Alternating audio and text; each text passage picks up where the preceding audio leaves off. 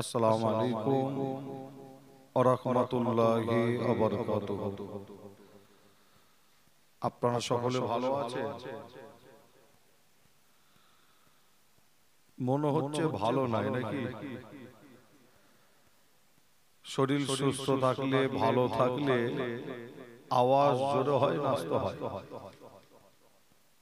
জোরে হয় না? আমার দাদাজান ছোট হুজুর পীর কেবলা রহমাতুল্লাহ আলাইহি বলতেন, বাবা জান ভালো তো জাহান ভালো, জান ভালো তো সব ভালো। আর শরীর যদি অসুস্থ হয় দেখবেন খাওয়া দাওয়া করেও কিন্তু মজা কি লাগে কি? আর একবার জানার ইচ্ছা হয় আপনারা সকলে ভালো আছে? আলহামদুলিল্লাহ। আল্লাহ পাকের দরবারে সর্বপ্রথমে দোয়া চাই, আল্লাহ পাক আমাদের প্রত্যেকের শরীরকে সুস্থ রাখেন, ভালো রাখেন। আল্লাহ আমাদের সকলের হায়াত দারাজকে বাড়িয়ে দেন। জোরে বলুন আল্লাহুম্মা আমিন। মাশাআল্লাহ, মারহাবা। সেই ঈশার নামাজের পর থেকে একের পর এক ওলামা হযরতগণ আপনাদের খেদমতে এসে আলোচনা করেছে।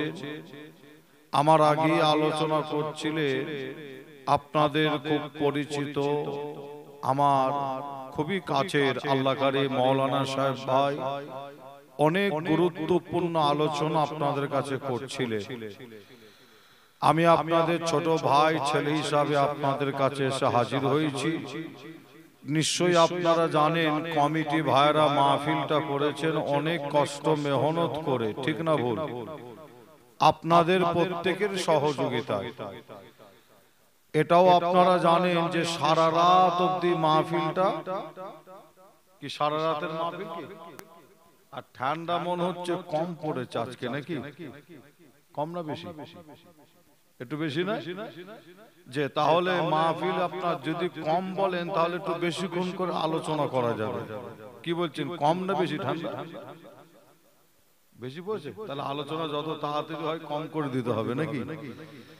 কি বলছেন, কিছু আলোচনা হবে না দোয়া করে দেবো?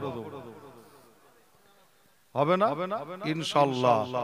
আপনারা নিশ্চয় জানেন সারা রাত অবধি হবে না, অনেক রাত অবধিও করা হবে না। খুবই অল্প টাইম, অল্প সময় কিছুক্ষণ আলোচনা করে আখিরি দোয়া মোনাজাত করা হবে। আশেপাশে যারা আছেন আপনারা প্রত্যেকেই চলে আসেন এবং আমার যে সমস্ত ভাই চাচা মা বোনেরা এসে বসেছেন আসেন। আমরা সকলেই আলোচনা শুরু করার আগে নবীর প্রেম ভালোবাসা বুকে নিয়ে একবার সকলে জোরে আওয়াজের সাথে একটু আমরা দরুদ শরীফ পড়ি। দরুদ শরীফ আল্লাহুম্মা। বেশটা আগে করেন তো, বেশটা আগে করেন, আগে আগে।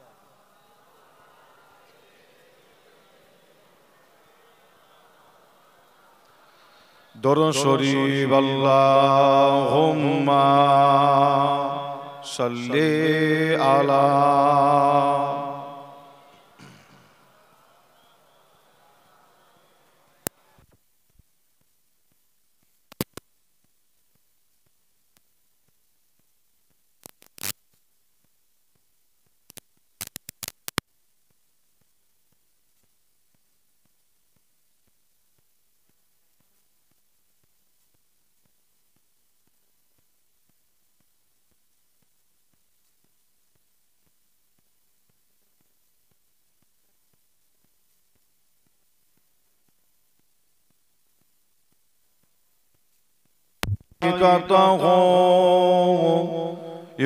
يصلون على النبي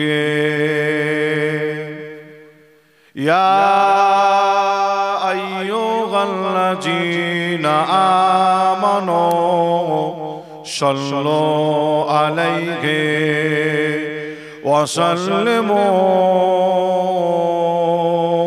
تسليما اللهم صل على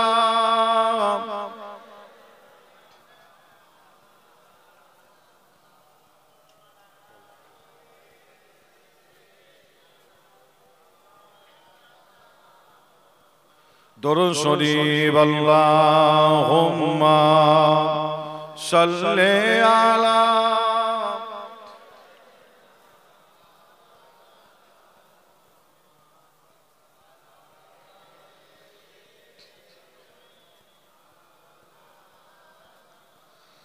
गुलामे मोहम्मद हो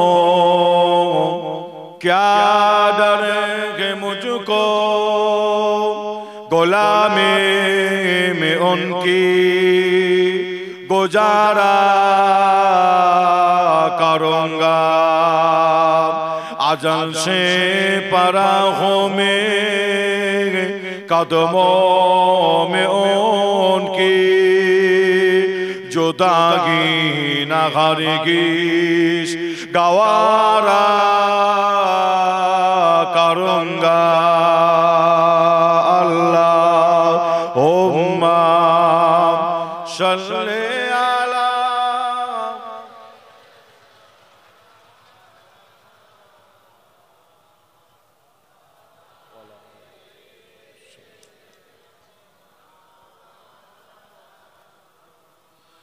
গোলাপ লীলাম গাদা লীলাম লীলাম রজনীগন্ধা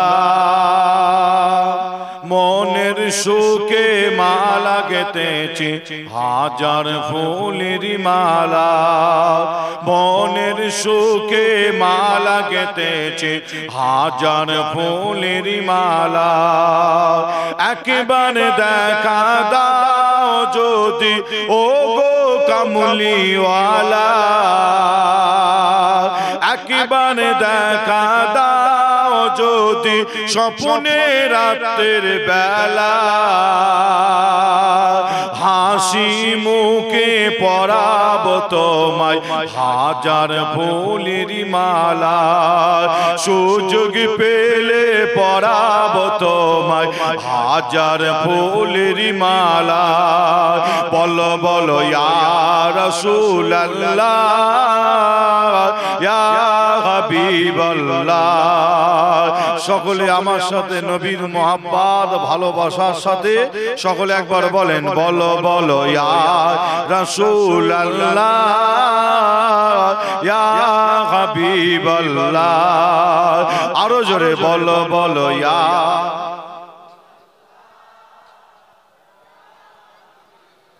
সাদা ফুলকে প্রশ্ন করি রংটি কোথায় পেলে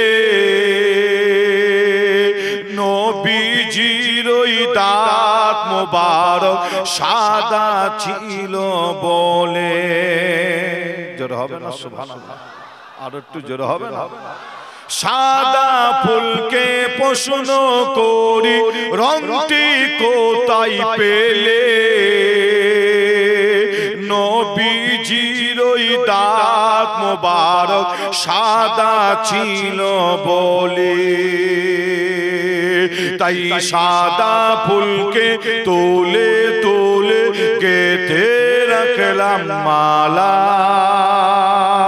হাসি মুখে পরাব তোমায় হাজার ফুলের মালা সুযোগ পেলে পরাব তোমায় হাজার ফুলের মালা বলো বলো ইয়া রাসূলুল্লাহ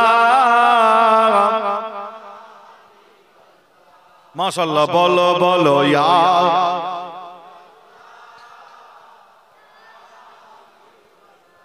লাল ফুলকে প্রশ্ন করি রংটি কোথায় পেলে নবীজির ওই খুন মুবারক লাল ছিল বলে জোরে হবে না আর একটু জোরে বলবেন না লাল ফুলকে প্রশ্ন করি রংটি কোথায় পেলে নবীজির ওই খুন মুবারক লাল ছিল বলে তাই লাল ফুলকে তোলে তোলে তোলে তোলে গেঁথে রাখলাম মালা হাসি মুখে হাজার ফুলের মালা সুযোগ পেলে পরাব তোমায় হাজার ফুলের মালা আল্লাহুম্মা সাল্লি আলা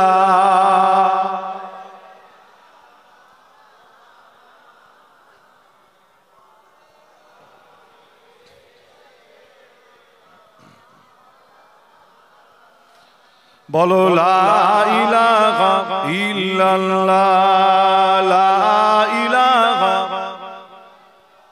লা ইলাহা ইল্লাল্লাহ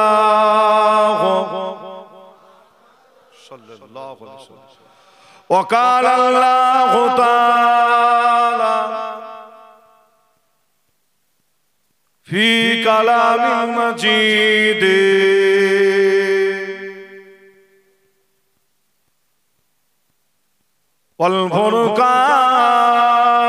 والفرقان الحميد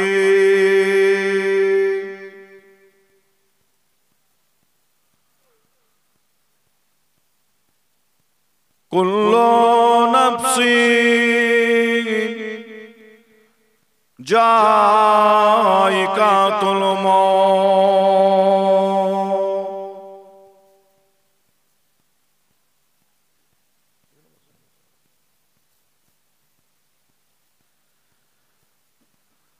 प्यारे हाज़िर मजलिस আমার দিনদার নেককার আল্লাহ ওয়ালা আমার মুরব্বি আমার চাচা জান বোনেরা আমার জওয়ান যুবক ভাইরা পর্দার অন্তরের আড়ালে অবস্থিত আমার মা ও বোনেরা উলামায়ে কেরাম হাফেজে কোরআন আল্লাহ তাআলার হাজী বান্দা গণেরা আমার গ্রামবাসী ভাইজানেরা আজকে কারে এই মাহফিলের জলসার কমিটি সাহাবান গণেরা খেদমাতে আপনাদের কাছে হাজির হয়েছি সেই ফুরফুরা দরবার শরীফ থেকে আমি গুনাহগার আসেম বিল্লাহ সিদ্দিকী আপনাদের ছোট ভাই ছোট ছেলে হিসাবে আজ আপনাদের এই গ্রামে আপনাদের পাড়ায় আপনাদের এলাকায় আপনাদের মাহফিলে এসে সর্বপ্রথমে আলোচনা শুরু করার আগে আপনাদের প্রত্যেককে দেখার পরে একটা কথা বলার বড় ইচ্ছা হয় কথাটা হলো এটাই আমার আল্লাহ আজ যদি মনে করতে আপনাকে আমাকে এরকম জায়গায় না বসিয়ে হসপিটালের বেডের উপরে শুইয়ে রাখতে পারতেন আল্লাহ যদি মনে করতেন আজকের দিনে এই টাইমে এই সময় আপনাকে আমাকে নার্সিং হোমের বেডের উপরে শুইয়ে রাখতে পারতেন কি কঠিন কঠিন রোগ বেমার দিয়ে ঘরের বিছানার উপরে শুইয়ে রাখতে পারতেন আজকে আপনারা খোঁজ নিলে পাবেন বারাসাত বলে একটা হসপিটাল আছে না নাই আছে না নাই আজকে আপনারা খোঁজ নিলে দেখতে পাবেন কলিকাতা মেডিকেল বা বিভিন্ন হসপিটাল নার্সিং হোমে আমাদের অনেক ভাই মা বোনেরাও আপনার কেউ হসপিটাল কেউ নার্সিং হোম কেউ ঘরের বিছানায় পড়ে আছে কঠিন কঠিন রোগ বেমারের মধ্যে ভুগছে আমরা এই মাহফিল থেকে সকলে মিলে তাদের জন্য দোয়া চাই সর্বপ্রথমে আল্লাহ তাদের কঠিন কঠিন রোগ বেমারকে আল্লাহ আপনি শেফা করে দেবেন জোরে বলুন আল্লাহুম্মা আমিন আর একটু জোরে হবে না আমার আল্লাহ যদি মনে করতেন আপনাকে আমাকে হসপিটাল নার্সিং হোম ঘরের বিছানায় শুইয়ে রাখতে পারতেন কিন্তু আমার আল্লাহ আজ আপনাকে আমাকে এমন একটা সুন্দর জায়গায় বসার তৌফিক ইনায়াত করলেন হাদিস শরীফের মধ্যে আমার আপনার নবী বলছেন রিয়াজুল জান্নাত অর্থাৎ একটা বেহেশতেরই বাগান জোরে বলে আমি আপনাদের কাছে যদি জানতে চাই এই হাদিসটা আপনারা কতবার শুনেছেন ওলামা হযরতদের জবান থেকে মুখ থেকে, আপনারা বলবেন ভাই একবার নাই 1000 বার। তাই তো নাকি? কম বেশি আপনারা শুনেছেন, তার থেকে কোনো বেশি শুনেছেন। এটা হলো রিয়াজুল জান্নাত অর্থাৎ বেহেশতের বাগান, যে সুন্দর জায়গা, কোরআনী প্যান্ডেল, ইসলামিক প্যান্ডেলের নিচেই আল্লাহ আপনাকে আমাকে এনে বসিয়েছে।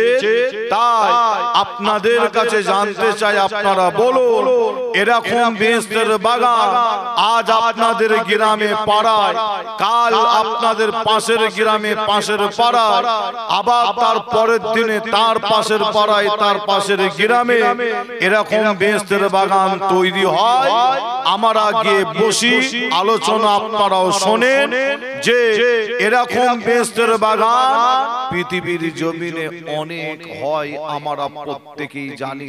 কিন্তু এরকম বেহেশতের বাগান ছাড়া দুনিয়ার জমিনে আর অন্য কোন রকম বেহেশতের বাগান আছে বলে মনে হয়?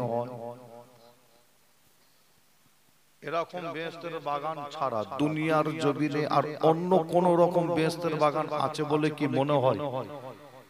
আপনারা কম বেশি মাতালের মুখে আওয়াজে বলছেন উত্তর দিয়ে আলহামদুলিল্লাহ, উত্তর দিয়েছেন শুনে খুশি। আপনারা বলছেন যে না। তবে আপনাদের জানাই হাদিস শরীফের মধ্যে পাওয়া যাচ্ছে, আপনি হাদিস শরীফ খুললে পাবেন আমার আপনার নবীর রওজা মোবারক, আল্লাহ রাসূলের কি রওজা মোবারক। আমার আপনার নবীর রওজা মোবারক থেকে নিয়ে আল্লাহ রাসূলের রওজা মোবারকটা আছে কোন জায়গায়? জায়গাটার নাম হলো মদিনা শরীফ। তাই তো নাকি? যে আর হাদিস শরীফের মধ্যে পাওয়া যাচ্ছে আল্লাহ রাসূলের রওজা মোবারক থেকে নিয়ে আমার আপনার নবী যে জায়গাটায় দাঁড়িয়ে দাঁড়িয়ে ইমামতি করতেন, নামাজ পড়াতেন, আল্লাহ রাসূল ইমামতি করতেন, নামাজ পড়াতেন, মসজিদটার নাম বলে দিয়ে যাই, মসজিদটার নাম হলো মসজিদুল নববী। কি নাম? মসজিদুল নববী। আমার আপনার নবী ইমামতি করতেন যে, আর হাদিস শরীফের মধ্যে পাওয়া যাচ্ছে ওই মসজিদুল নববীতে আল্লাহর রাসূল যে জায়গাটায় দাঁড়াতেন, ওই দাঁড়ানোর স্থান থেকে জায়গা থেকে নিয়ে আমার রাসূলের রওজা মোবারক পর্যন্ত মাঝখানে যতটুকু জায়গা আছে ওই জায়গাটাকে বলা হচ্ছে দুনিয়ার জমিনে একটা জান্নাতের টুকরা। আপনারা অনেকে আল্লাহর কাবা নবী রওজা শরীফে গেছে, আমার অনেক হাজী সাহেব ভাই, হাজী সাহেব চাচা, হাজী সাহেব অনেক মা বোনেরাও আল্লাহ করে গেছে, যে আপনারা নিজের চামড়ার চোখে ওই জায়গাটা অনেকে দেখে এসেছেন। যিনারা জানেন দোয়া চাই আল্লাহ যেন আপনাদের প্রত্যেকের কপালে তকদিরের নসিবে একবার হলো আল্লাহর কাবা নবী রওজাতে একবার হলো যেন আল্লাহ আপনাদের প্রত্যেককে যেন যাওয়ার তৌফিক দান করেন। জোরে বলুন আল্লাহুম্মা আমিন। আর একটু জোরে হবে না?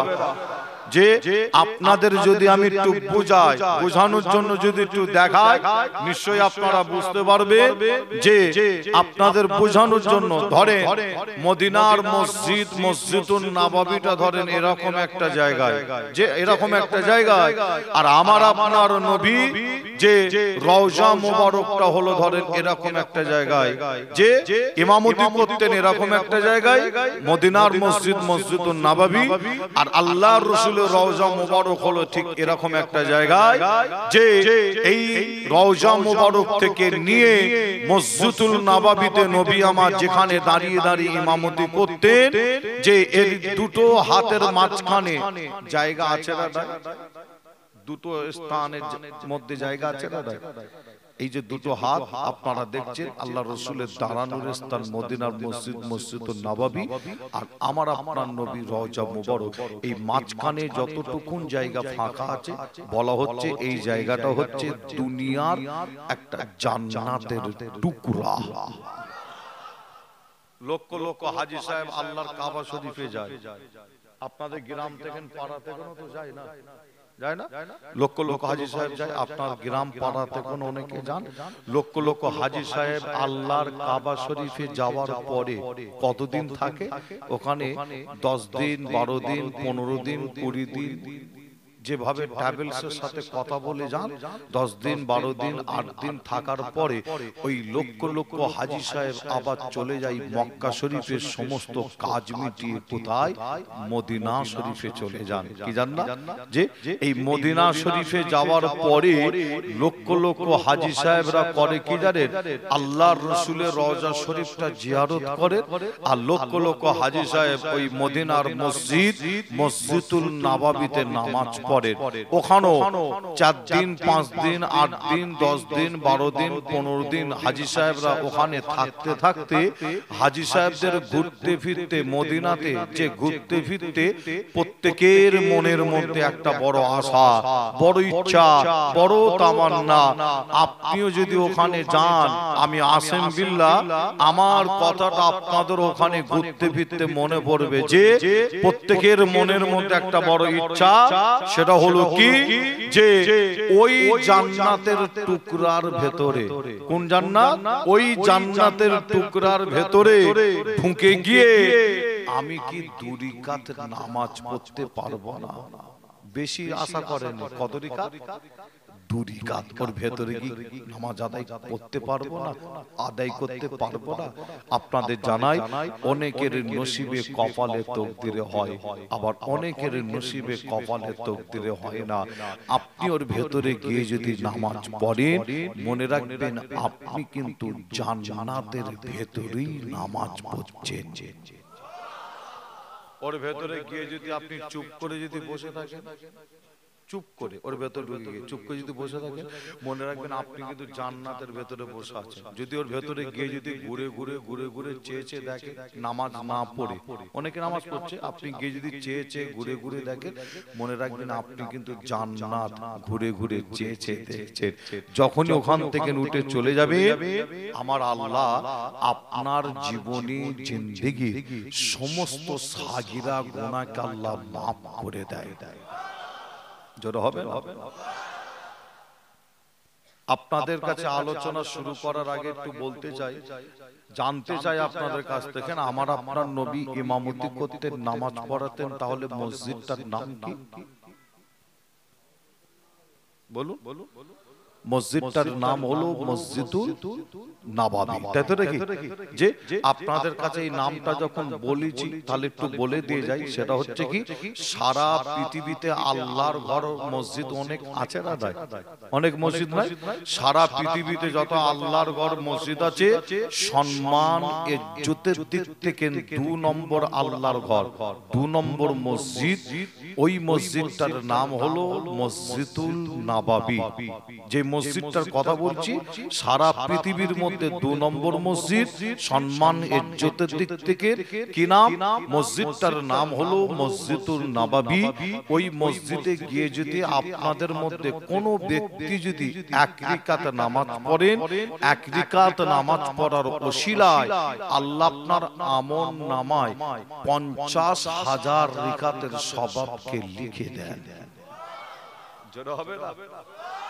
তাহলে সারা পৃথিবীতে যত আল্লাহর ঘর মসজিদ আছে সম্মান ইজ্জতের দিক থেকে যদি 2 নম্বর মসজিদ মসজিদুল নববী হয় তাহলে নিশ্চয়ই সারা পৃথিবীতে যত আল্লাহর ঘর মসজিদ আছে সম্মান ইজ্জতের দিক থেকে 3 নম্বর মসজিদ নিশ্চয়ই আছে আছে না আছে না 3 নম্বর আছে তাহলে ওই মসজিদটার নাম কি আমরা একটু জেনে নিই ওই মসজিদটার নাম আবার আল্লাহর কোরআনের মধ্যে পাওয়া যায় কি নাম মসজিদটার নাম হলো মসজিদুল আল আকসা কি নাম মসজিদুল আল আকসা আমাদের যত মসজিদ আছে অর্থাৎ মুসলমানের যত মসজিদ আছে 3 নম্বর মসজিদের নাম হলো মসজিদুল আল আকসা এই মসজিদটা কোথায় 2 নম্বর মসজিদ যেমন মদিনা শরীফে 3 নম্বর মসজিদ হলো দেশটার নাম হলো প্যালেস্টাইন অর্থাৎ ফিলিস্তিন বলে একটা দেশ আছে ওই দেশে বর্তমান ওই মসজিদটা দখল করার জন্য ইসরায়েলের ইহুদিরা তারা বোম দিয়ে, গুলি দিয়ে, বারুদ দিয়ে, রকেটের হামলা করে হাজার হাজার মুসলমানকে শহীদ করে দিচ্ছে ওই মসজিদটা দখল করার জন্য। কিন্তু আপনাদের জানায় প্যালেস্টাইনের মুসলমান তারা কিন্তু অন্যায়ে মাথা নত করেনি। যদি মনে করতেন মাথা নত করে দিতে পারতেন, কিন্তু তারা মাথা নত করেননি। তারা আল্লাহর ঘরকে হেফাজত করার জন্য তারা শুধু তাদের শরীরের রক্ত নাই, জীবন দিও আল্লাহর ঘর অর্থাৎ মসজিদুল আল আকসাকে হেফাজত করার চেষ্টা করছে। একবার জোরে বলে। তাহলে সারা পৃথিবীতে আল্লাহর ঘর মসজিদ অনেক আছে। এক দু নম্বর নাম শুনলেন, 3 নম্বর শুনলেন, সারা পৃথিবীতে যত আল্লাহর ঘর মসজিদ আছে 1 নম্বর মসজিদের নামটা অবশ্যই জানতে হয়। কেন? অন্য ধর্মের মানুষ আপনাকে প্রশ্ন করতে পারে, আপনার কাছেও জানতে চাইতে পারে, ঠিক না ভুল? 1 নম্বর মসজিদ আছে না? আছে না? বলো যে মুসলমানের ঘরে ছেলে মেয়েরা, বাড়া তরুণেরা, আয়ামা নওজওয়ান যুবকেরা, পর্দার অন্তরালে মা বোনেরা, এ আমার নবী প্রেমিকেরা, তাই আপনি আসেন বিল্লাহ আপনাদের ছোট ভাই, ছোট ছেলে হিসাবে আপনাদের জানিয়ে দিয়ে যায় সারা পৃথিবীতে আল্লাহর ঘর মসজিদ অনেক আছে। এই ভারতবর্ষের জমিনে আল্লাহর ঘর মসজিদ একটা নয়, অনেক মসজিদের সংখ্যা ভারতের জমিনে করলে পাওয়া যায়। ঠিক তেমন আপনাদের জানিয়ে দিয়ে যায় ইন্দোনেশিয়া বলে একটা দেশ আছে, মালয়েশিয়া বলে একটা দেশ আছে, সৌদি আরব বলে একটা দেশ আছে, মিশর বলে একটা দেশ আছে, পাকিস্তান বলে একটা দেশ আছে, বাংলাদেশ বলে একটা দেশ আছে, ইরান বলে একটা দেশ আছে, ইরাক বলে একটা দেশ আছে। এক কথায় সারা পৃথিবীতে অনেক আল্লাহর ঘর মসজিদ আছে। এই মসজিদ যদি আমি আপনি গোনার যদি চেষ্টা করি, এই মসজিদ গুনতে গুনতে আমার আপনার কবরে যাওয়ার সময় হয়ে যাবে। আল্লাহর ঘর মসজিদ গুনে হিসাব করে শেষ করা যাবে না। এ নবী প্রেমিকেরা, সারা পৃথিবীতে যত আল্লাহর ঘর মসজিদ আছে সম্মান ইজ্জতের দিক থেকে 1 নাম্বার আল্লাহর ঘর, 1 নাম্বার মসজিদ। ওই মসজিদটার নাম বলে দিয়ে যায়, ওই মসজিদটার নাম আল্লাহর কোরআনের মধ্যে পাওয়া যায়। ওই মসজিদটার নাম বলা হয় মসজিদুল হারাম বলা হয়। নামটা মনে রাখবে, ওই মসজিদটার নাম মসজিদুল হারাম বলা হয়। ওই মসজিদটা পাবেন আপনি মক্কা শরীফে পাবেন। এ নবী প্রেমিকেরা, ওই মসজিদে গিয়ে যদি আপনি 1 রাকাত যদি নামাজ পড়ে, 1 রাকাত নামাজ পড়ার ওসিলায় আল্লাহ আপনার আমল নামায় 1 লক্ষ সওয়াবকে লিখে দেয়। আরো জোরে বলুন সুবহানাল্লাহ। হে নবী প্রেমিকেরা, সারা পৃথিবীতে আল্লাহর ঘর মসজিদ অনেক আছে, তবে আপনাদের জানিয়ে দিয়ে যায় আর একটা মসজিদের নাম মনে পড়ে যায়। এই যুবকেরা, এই পৃথিবী জমিনে এমন একটা মসজিদ যে মসজিদটার নাম হলো মসজিদুল কুবা বলা হয়, মসজিদুল কুবা বলা হয়। এই মসজিদটা তৈরি করা হয়েছিল কখন, কে তৈরি করেছিল? হাদিস শরীফ খুললে প্রমাণ পাওয়া যায়। এই মসজিদুল কুবাটা তৈরি করেছিল, কখন তৈরি করা হয়েছিল? নিশ্চয় আপনারা শুনেছেন উলামা হযরতদের জবান থেকে, আল্লাহর নবীর ঘর যখন কাফেররা ঘিরে ফেলেছিল ছিল, কাফেরদের হাতে ছিল অস্ত্র, আমার নবীকে জানে মারার প্ল্যান করেছিল। এই যুবকেরা আল্লাহর নবী ওই সময় নিজের হাতে মোটো মোটো বালু তুলে ওই বালুতে দোয়া পড়ে নবী আমার এইভাবে ছুঁড়ে দিয়েছিল। ওই বালুর কোনাগুলো কাফেরদের চোখে চোখে গিয়ে পৌঁছে যায়। আমার নবী নিজের বাড়ি থেকে বার হয়ে যায়, কাফেরদের সামনে দিয়ে হেঁটে হেঁটে চলে যায়। কাফেররা আমার নবীকে তারা চোখে আর দেখতে পাইনি। আরো জোরে বলুন সুবহানাল্লাহ। এ নবী প্রেমিকেরা, আমার নবী আবু বকর হুজুর, আমার নবী আবু বকর হুজুরকে নিয়ে হিজরত করেছিল। নিজের জন্মভূমি ফেলে রেখে, নিজের ঘর বাড়ি ফেলে রেখে আল্লাহ নবী মক্কা থেকে মদিনাতে কাফেরদের অত্যাচারে এই হিজরতের ঘটনা আপনারা একবার নাই বহুবার শুনেছে। আমি হিজরতের ঘটনা বলবো না, আপনাদের বোঝানোর জন্য এতটুকু জানিয়ে দিয়ে যায়।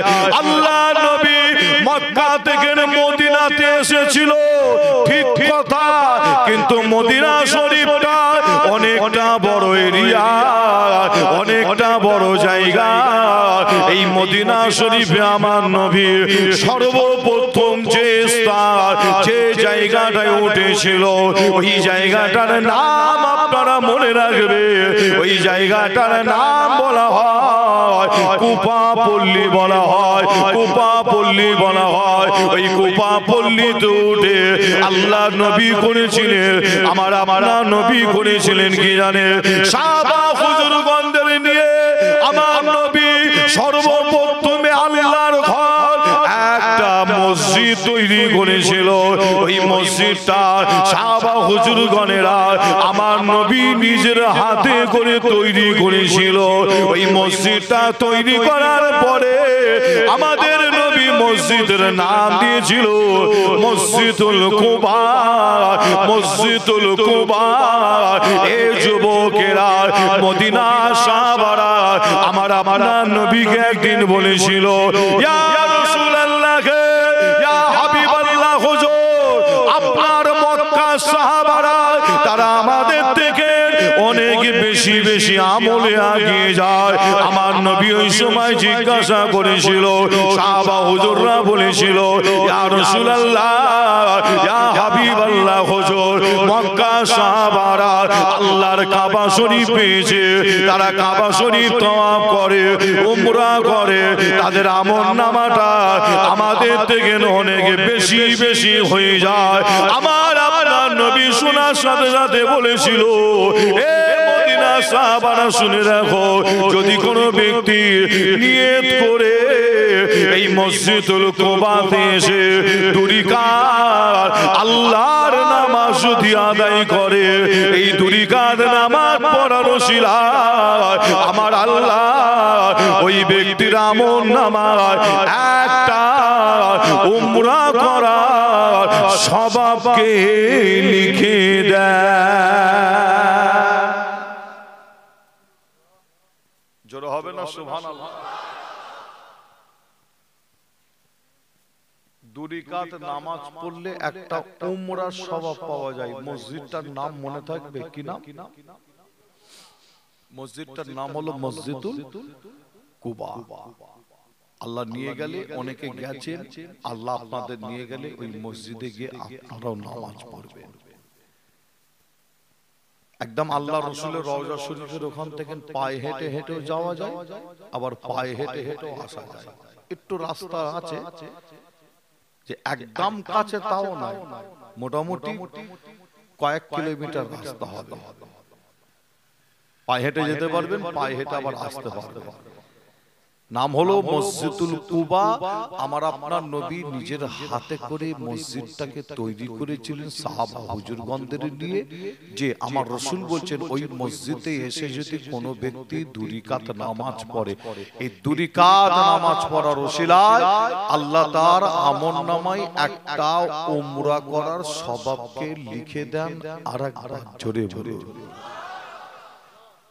আমি বললাম আপনারা শুনলেন, বলতো কিন্তু সহজ, আর শুনতে আরো আরো সহজ না? বলতে যেমন সহজ, আর শুনতে কি আরো সহজ। কিন্তু আপনাদের বলে যায়, একটা উমরা মানে মুখের কথা নয়, একটা উমরা মানে টোটাল উমরার কাজ। টোটাল উমরার কাজ কমপ্লিট করতে গেলে শুধু পায়ে হাঁটতে হয় 14 থেকে 15 কিলোমিটার রাস্তা।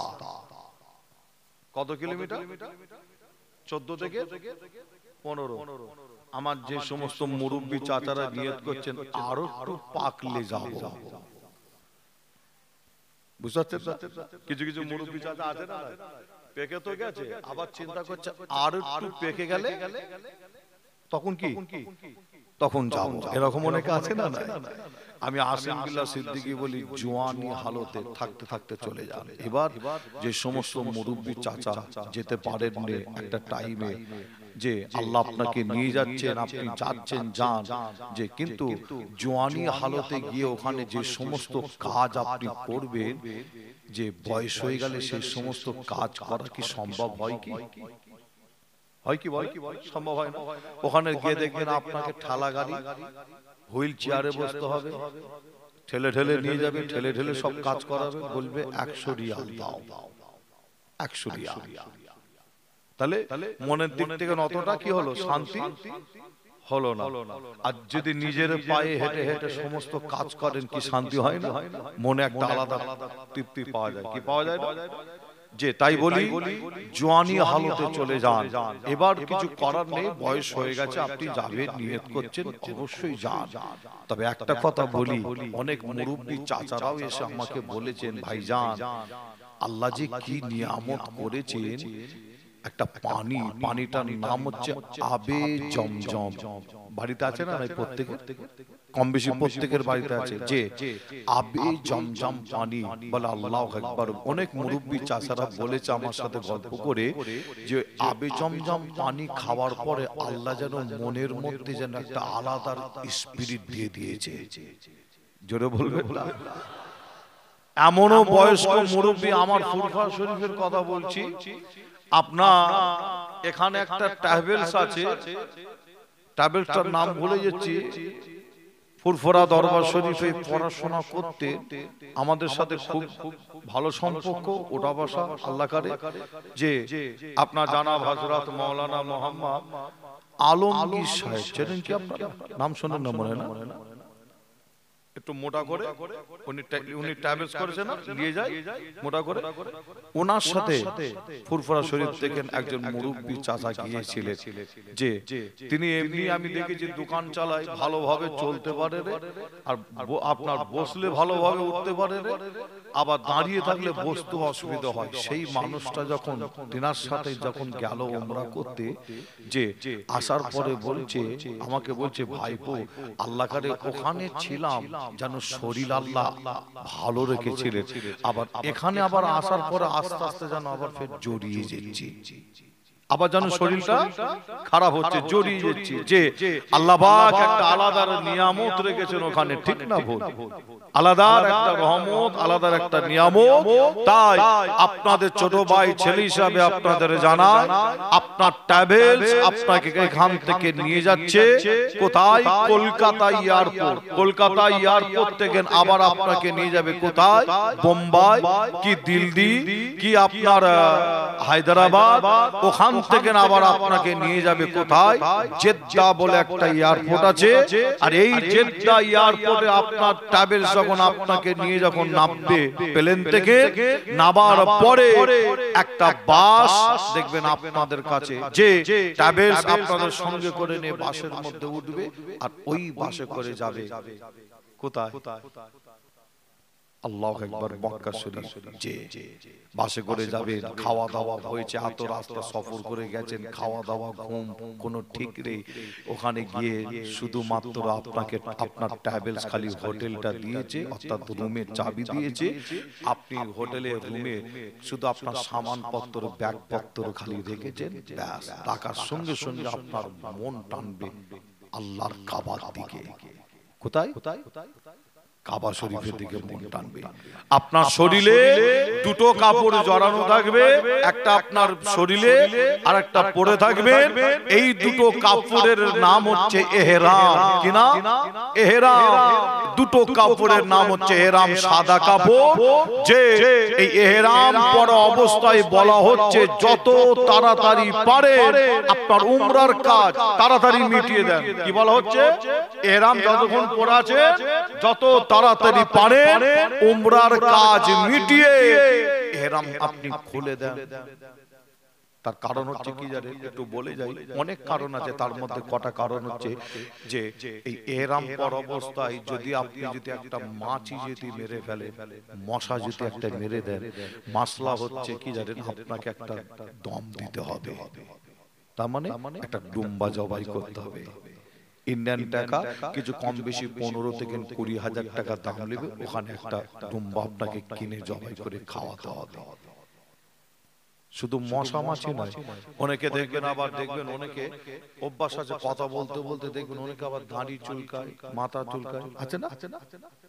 আছে না? এরকম অনেক ব্যক্তি আছে দেখবেন থাকতে থাকতে দাড়ি চুলকাচ্ছে, মাথা চুলকাচ্ছে, এরকম ব্যক্তি না কথা বলতে বলতে করে না?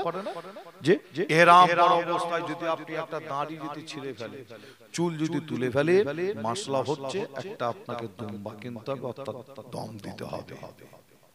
তাই ইহরাম যতক্ষণ পরাছেন যত তাড়াতাড়ি হয় উমরার কাজ মিটিয়ে ইহরাম খুলে দেওয়ার কথা বলা হচ্ছে। আপনি আল্লাহর কাবাতে গেছেন, কাবা শরীফে আছেন, একদিন দুদিন তিন দিন চার দিন পাঁচ দিন থাকতে থাকতে আপনার মনের মধ্যে হচ্ছে আমার আব্বা আল্লাহর কাবাতে আসবে, আমার মাটা আল্লাহর কাবা নবীর রওজায় আসবে, নিয়ত করেছিল, বড় আশা ছিল। মা বাপ কিন্তু আসতে পারেনি।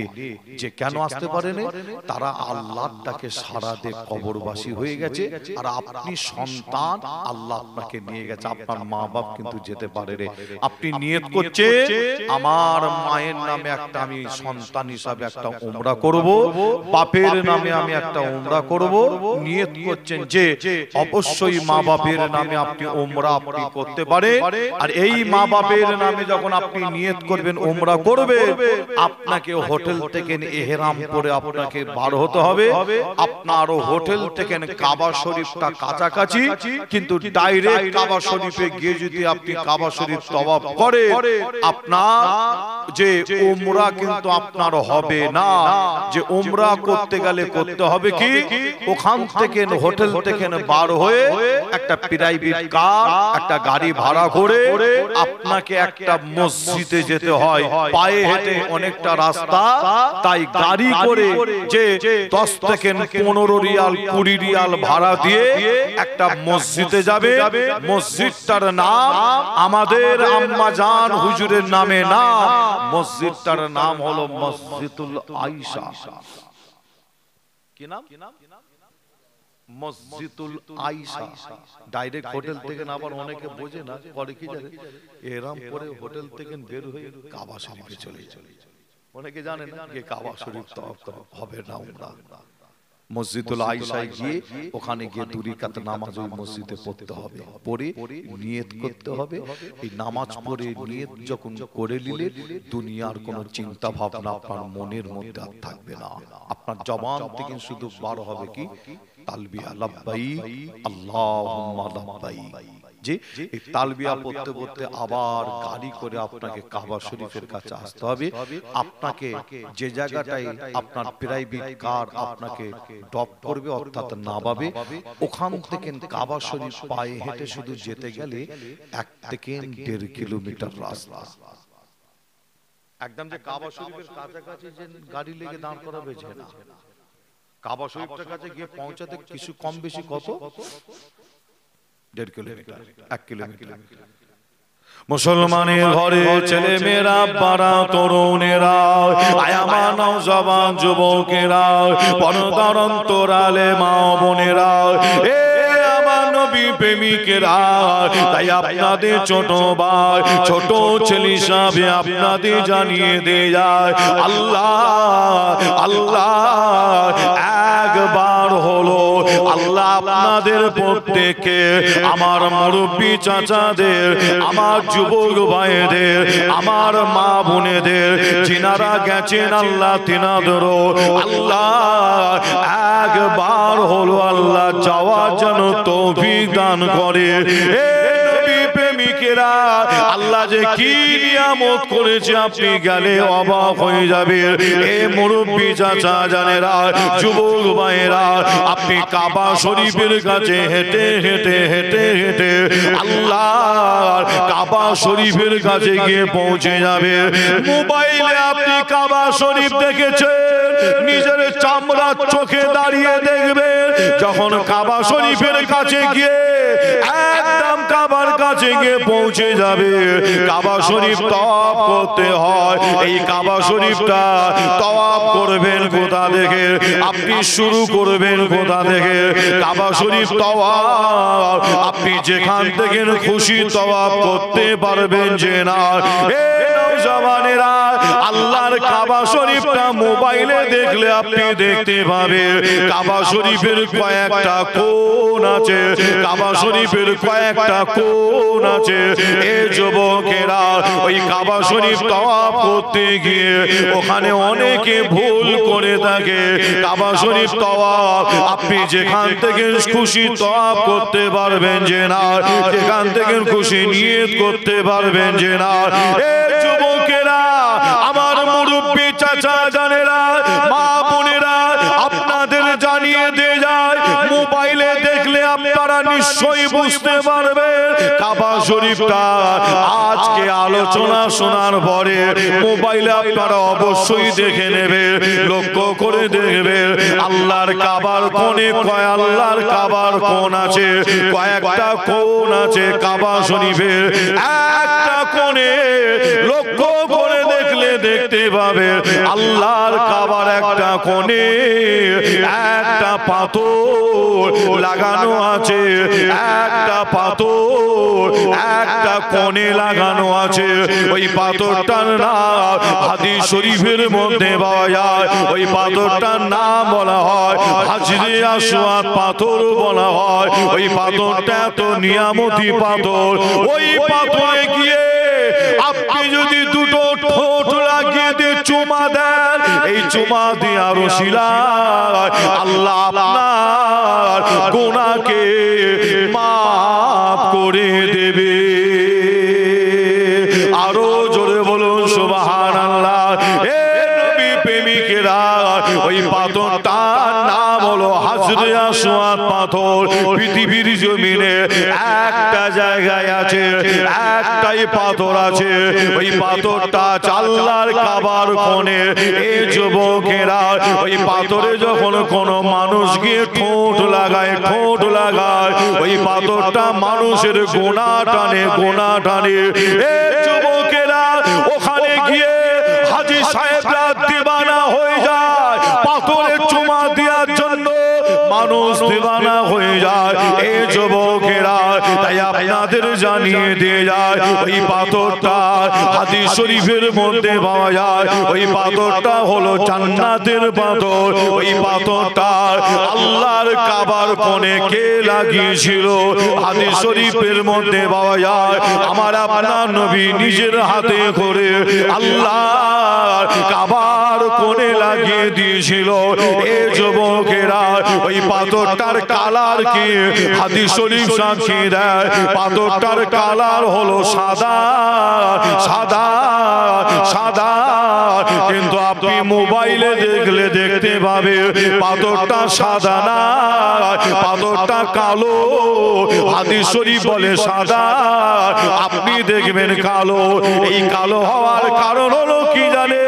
পাথরটা সাদা ছিল, ওই পাথরটা কালো হওয়ার কারণ হলো সারা পৃথিবীর মুসলমান গিয়ে ওই পাথরে দুটো ঠোঁট লাগিয়ে চুমা দেয়। ওই পাথরটা মানুষের গুনাহ টেনে টেনে টেনে টেনে, ওই পাথরটা বলা হয় গুনাহ টেনে টেনে কালো হয়ে গেছে।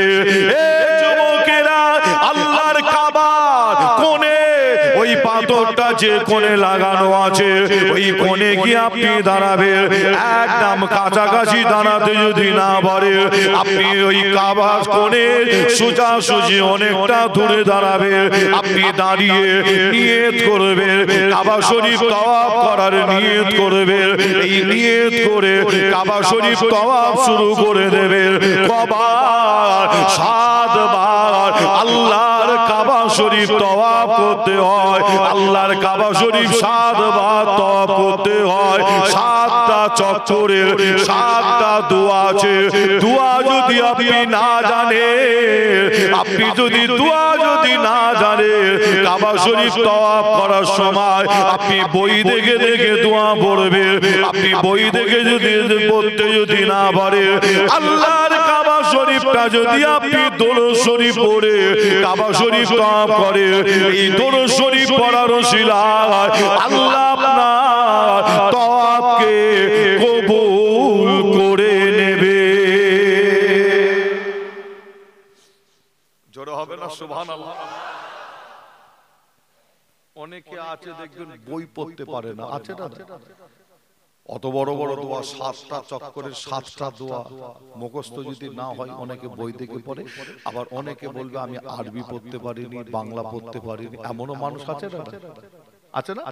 ওখানে গিয়ে যদি আপনি শুধু দরুদ শরীফ পড়ে পড়ে যদি কাবা শরীফটা 7 বার ঘোরেন, আমার আল্লাহ আমার নবীর ওসিলায় অর্থাৎ দরুদ শরীফের ওসিলায় আল্লাহ আপনার তাওয়াফকে কবুল করেন। জোরে বলুন। কাবা শরীফ তাওয়াফের পরে হাজী সাহেবদের কাজ হলো কি, একটা উমরার কাজ মিটে গেল কি? উমরা সব হয়ে গেল কি? কি বলছে? তাওয়াফ করলেন, করার পরে কি উমরা মিটে গেল? কমপ্লিট? যে না, করতে হবে কি? তাওয়াফের পরে বলা হচ্ছে আবে জমজম পানি। আবে জমজম পানি আছে যে দেখবেন ওখানটাই রাখা আছে। যে আপনাদের বলে যাই, হাজী সাহেবদের তাওয়াফের পরে বলা হচ্ছে কি জানেন, যে মাকামে ইব্রাহিম বলে একটি পাথর আছে। পাথরটার নাম কি? মাকামে ইব্রাহিম। হযরতে নবী ইব্রাহিম আলাইহিস সালাম একজন নবী ছিলেন। কাবা শরীফের তিনি কাজ করেছিলেন। ইব্রাহিম নবী কাবা শরীফের যে কাজ তিনি করছিলেন, কাবা শরীফের কাজ করছেন ইব্রাহিম নবী আলাইহিস সালামের হাত কাবার প্রাচীরটা অনেকটা উঁচু। ইব্রাহিম নবীর হাতটা গিয়ে পৌঁছাচ্ছে না, আর নবী ইব্রাহিম আলাইহিস সালাম একটা পাথরের উপরে দাঁড়িয়ে কাবা শরীফের কাজ করছিলেন। যখন হাত যখন গিয়ে পৌঁছাচ্ছে না, ইব্রাহিম নবী আলাইহিস সালাম ওই সময় পাথরটাকে বলেছিল, এ পাথর উপর দিকে ওঠো। আল্লাহু আকবার। যখন ইব্রাহিম নবী এই কথা বললেন না, পাথরটা ইব্রাহিম নবী আলাইহিস সালামকে নিয়ে উপর দিকে উঠে আবার বলে নিচের দিকে নামো। ইব্রাহিম নবী বলছে নিচের দিকে নামো, আবার পাথর নিচের দিকে নামে। যে এক কথায় পাথরটা লিফট বোঝেন তো নাকি? 4 তলা 5 তলা কলকাতা দেখবেন লিফট হয়েছে না, যে মানুষ সুইচ মারছে উপরে উঠে যাচ্ছে, আবার সুইচ মারছে নিচে নেমে যাচ্ছে। এক কথায় বোঝানোর জন্য বলি পাথরটা লিফটের মতন কাজ করছিল, একবার উপর একবার নিচে। ইব্রাহিম নবী আলাইহিস সালাম পাথরটার উপরে পা দিয়ে আল্লাহ কাবা শরীফের কাজ করেছিলেন। আর ইব্রাহিম নবী আলাইহিস সালামের দুটো কদম মোবারকের ছাপ অর্থাৎ পা মোবারকের ছাপ ওই পাথরের উপরে পড়ে যায়, যে দেখতে পাওয়া যায়। যে আর সেই পাথরটা রাখা আছে কোথায়? কাবা শরীফের কাছাকাছি একটা কাঁচের ভেতরে গোল করে ঘিরে রাখা আছে। আপনারা মোবাইলে দেখে নেবেন, সার্চ করলে পাবেন মাকামে ইব্রাহিম, সার্চ করলে পাবেন। যে হাজী সাহেবদের বলা হয় কাবা শরীফ তাওয়াফের পরে আপনার হাজী সাহেবদের বলা হয় ওই মাকামে ইব্রাহিমের সোজাসুজি দাঁড়িয়ে আল্লাহর কাবা শরীফ সামনে রেখে 2 রাকাতের নামাজ পড়ার কথা বলা হয়। 2 রাকাতের নামাজ পড়ে ওখানে আপনি উঠে দাঁড়িয়ে কাবা শরীফ সামনে থাকবে, কাবার দিকে চেয়ে চেয়ে হাজী সাহেবরা চোখের পানি ফেলে ফেলে কেঁদে কেঁদে দোয়া চাইছে। চোখের পানি ফেলে ফেলে মন থেকে না, আপনি যদি ওখানে দোয়া চান আমার আল্লাহ বলা হচ্ছে ওই জায়গার দোয়াটাকে আল্লাহ কবুল করে। জোরে হবে না? মুসলমানের ঘরে ছেলে মেয়েরা বাড়া তরুণেরা আয়ামা নওজওয়ান যুবকেরা পর্দার অন্তরালে মা বোনেরা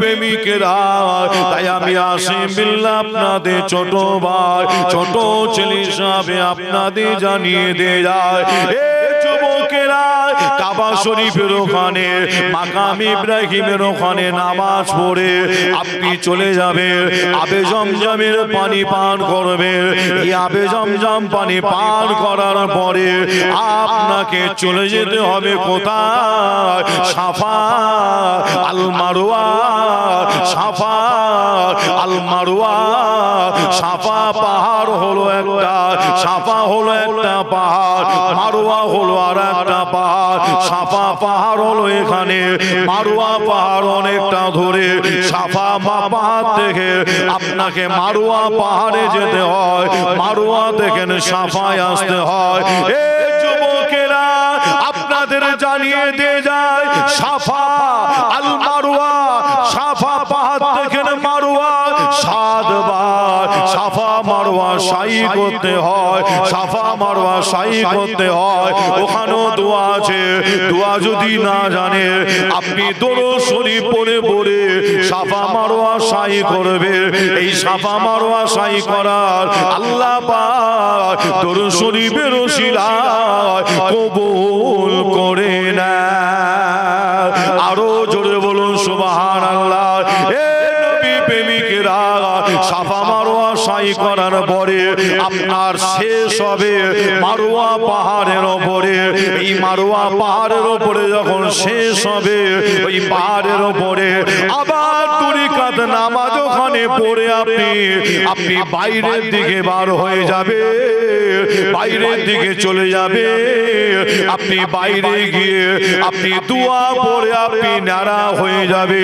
আপনারা নিশ্চয়ই দেখেছে হাজী সাহেবরা যখন বাড়িতে আসে নারা অবস্থায় আসে ওখানে বলা হয় সাফা মারওয়া সাই করার পরে আপনি বাইরে বার হয়ে যাবে এই বাইরে বার হয়ে গিয়ে ওখানে দোয়া পড়ে আপনি নারা হয়ে যাবে এই নারা হয়ে যাওয়ার পরে আপনি হোটেলে গিয়ে গোসল করবে হেরাম খুলে দেবে যুবকেরা তাই আপনাদের জানিয়ে দিয়ে যায় হোটেল থেকে বার হয়ে হোটেলে পৌঁছানো পর্যন্ত কিছু কম বেশি পায়ে হাঁটতে হয় 14 থেকে 15 কিলোমিটার আমার আপনার নবী জানায় যদি কোনো ব্যক্তি এই মসজিদুল কুবাতে এসে যদি কোনো ব্যক্তি 2 রাকাত আল্লাহর নামাজ যদি আদায় করে 2 রাকাত নামাজ যদি পড়ে এই 2 রাকাত নামাজ পড়ার ওসিলায় আমার আল্লাহ পাক তার আমলনামায় একটা উমরা করার সওয়াবকে লিখে দেয় আরো জোরে বলুন সুবহানাল্লাহ নবী প্রেমিকেরা আমি আসিম বিল্লাহ আপনাদের বেশি কষ্ট দেব না আখিরি দোয়া মুনাজাত করার আগে আপনাদের জানিয়ে দিয়ে যায় সারা পৃথিবীতে 1 নাম্বার মসজিদ নামটা তাহলে মনে রাখবে মসজিদটার নাম মসজিদুল হারাম মক্কা শরীফে মসজিদটা নামাজ পড়লে 1 নিকাত 1 লক্ষ সওয়াব পাওয়া যায় দ্বিতীয় নম্বর মসজিদটার নাম মসজিদুল নববী মদিনা শরীফে 1 নিকাত নামাজ পড়লে 50,000 সওয়াব পাওয়া যায় 3 নম্বর মসজিদটার নাম মসজিদুল আল আকসা মসজিদটা হলো প্যালেস্টাইন অর্থাৎ ফিলিস্তিন ওই মসজিদে 1 রাকাত নামাজ পড়লে আল্লাহ 25,000 সওয়াবকে লিখে দেয় যুবকেরা আর একটা মসজিদের নাম বলেছি মসজিদুল কুবা আবার বলেছি মসজিদুল আয়েশা নবী প্রেমিকেরা তবে আপনাদের কাছ থেকে বিদায় নেওয়ার আগে আখিরি দোয়া মুনাজাত করার আগে আপনাদের জানিয়ে দিয়ে যায় মিসকাত শরীফ বলে একটি হাদিস আছে আপনারা নাম শুনেছেন মিসকাত শরীফ আবু দাউদ শরীফ মুসলিম শরীফ এই যুবকেরা অনেক হাদিস শরীফ আছে একটা হাদিস, যে হাদিসটার নাম হলো বুখারী শরীফ। এই যুবকেরা, এই বুখারী শরীফ এমন একটা কিতাব, আপনাদের জানিয়ে দিয়ে যায় কোরআন শরীফের পরে যার স্থান, এই বুখারী শরীফ খুললে দেখতে পাবে বুখারী শরীফের মধ্যে পাওয়া যায় একটা জমিনের নাম পাওয়া যায়, একটা ময়দানের নাম পাওয়া যায়। ওই জমিনটার নাম, ওই ময়দানটার নাম এই যুবকেরা বদরের জমিন বলা হয়, বদরের ময়দান বলা হয়। এই মুসলমানেরা, ইসলামের প্রথম যুদ্ধ হয়েছিল, মুসলমানের প্রথম যুদ্ধ, ওই যুদ্ধটা হয়েছিল ওই বদরের যুদ্ধ। তাই বদরের যুদ্ধ বলা হয়, বদরের লড়াই বলা হয়। এই নবী প্রেমিকেরা, তাই আপনাদের জানিয়ে দিয়ে যায় ওই বদরের ময়দানে, যুদ্ধের ময়দানে আল্লাহর ঘর একটা মসজিদ আছে। ওই মসজিদের নামটা বলার আগে আপনাদের জানিয়ে দিয়ে যায় ওই যুদ্ধের ময়দানে যে যুদ্ধটা হয়েছিল ইসলামকে জিন্দা করার জন্য, কোরআনকে জিন্দা করার জন্য, দ্বীনকে জিন্দা করার জন্য, শরীয়তকে জিন্দা করার জন্য, ওই যুদ্ধের ময়দানে আমার আপনার নবী তিনি হাজির ছিল। আল্লাহর নবীর সাথে মাত্র 313টা মুসলমান আমার নবীর সাথে যুদ্ধের ময়দানে হাজির ছিল। মুসলমানের সংখ্যা মাত্র 313টা।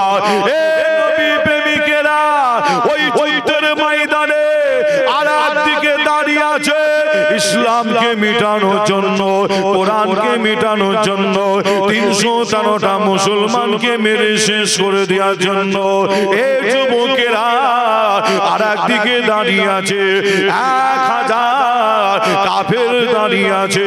বুখারী শরীফ সাক্ষী দেয় 1000 কাফের মুসলমানের থেকে সংখ্যাই বেশি হওয়ার বড় 1000 কাফের তাদের মাথার উপরে দেখতে পাওয়া যায় যুদ্ধ করার জন্য হেলমেট।